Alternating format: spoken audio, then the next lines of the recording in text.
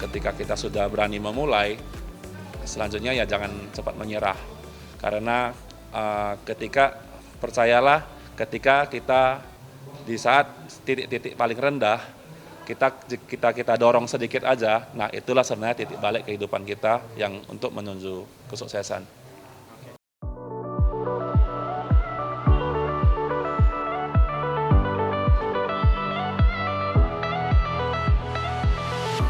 Sebagai kota terbesar di Pulau Sumatera dan pusat mobilitas ekonomi, Medan terus tumbuh menjadi ruang hidup yang dinamis. Keberagaman penduduk serta budaya kuliner yang kuat menjadikan kota ini selalu hidup dengan aktivitas wisata dan gaya hidup urban. Kondisi tersebut mendorong pesatnya perkembangan usaha food and beverage atau kuliner. Menurut data Badan Pusat Statistik, jumlah restoran dan kafe di Medan terus meningkat setiap tahun. Secara nasional, bisnis kuliner juga terus berkembang dengan hampir 5 juta unit usaha dan nilai penjualan yang mendekati 1.000 triliun pada tahun 2023. Angka ini menggambarkan besarnya peluang dan persaingan industri ini di Medan. Melihat pesatnya perkembangan sekaligus ketatnya persaingan industri ini, para pelaku usaha dituntut untuk terus beradaptasi. Hal inilah yang disampaikan Richard Stanley. Ia menegaskan bahwa pelaku usaha kuliner harus mengikuti perkembangan zaman agar tetap relevan dan mampu menjawab selera pasar yang terus berubah. Itu salah satunya ya, memang kalau kita harus punya personal touch, itu sangat penting, punya story, juga ya hospitality. Even 1 tahun yang lalu aja kita nggak menyangka AI ternyata sekarang begitu masifnya masuk ke dalam kehidupan manusia gitu. Jadi yang pasti stay relevan, ya kita tetap harus ikut perkembangan zaman, ya jangan menutup diri, kita harus tetap belajar aja sih.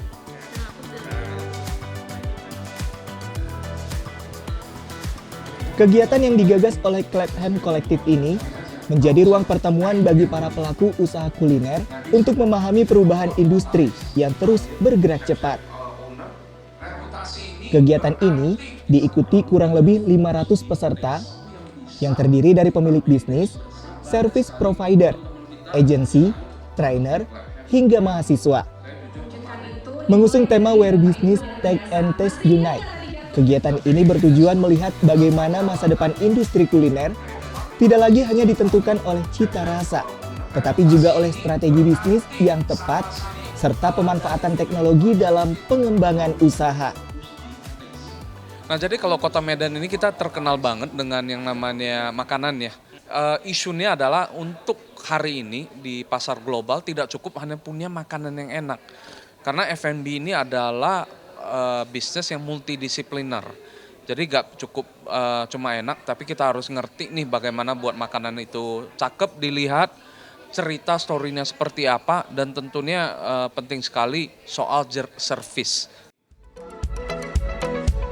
Selain Richard Stanley, kegiatan ini juga menghadirkan sejumlah pemimpin dan pelaku industri ternama sebagai pembicara.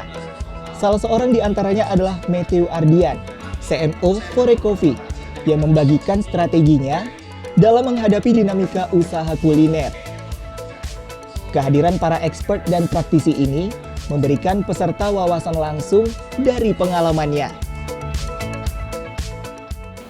Saya rasa harus memakai strategi pemasaran secara holistik, di mana holistik itu bisa menjadi digital marketing, bisa menjadi brand story atau brand activation, dan juga untuk pemasaran yang lebih maksimum di word of mouth ya.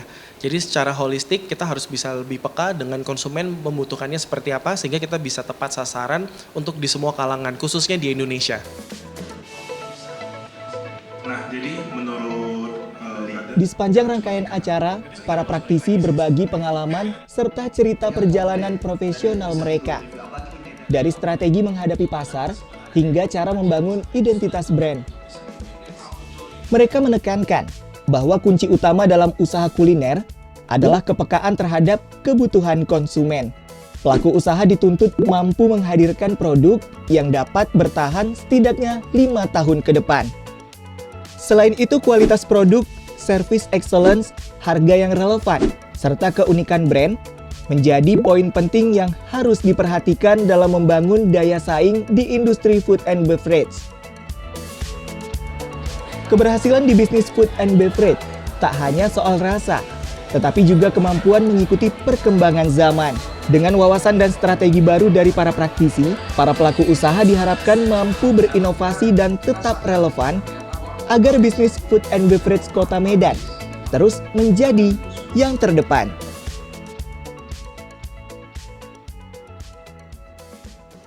Sekian program Bingkai Sumatera. Saat ini Anda juga bisa menyaksikan program unggulan DAI TV di platform DAI Plus yang bisa diunduh secara gratis.